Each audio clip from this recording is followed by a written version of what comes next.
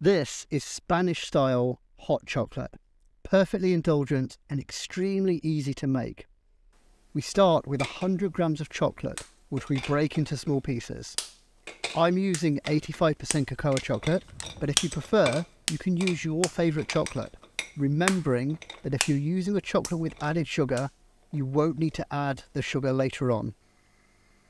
In a saucepan over a medium heat, we'll bring 500 millilitres of milk up to temperature, aiming for it rising to 75 degrees Celsius.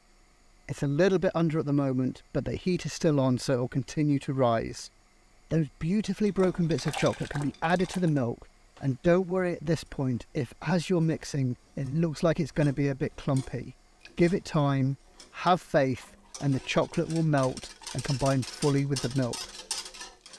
Next in the pan is 2 tablespoons of caster sugar,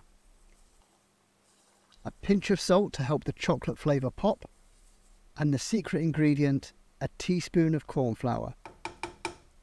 Continue to mix on a low heat, and after a couple of minutes it'll begin to thicken. You can tell it's ready when it coats the back of the spoon, and you can draw a line which stays in place. I've transferred mine to a jug to make it easier to pour. Just look at how delicious that is.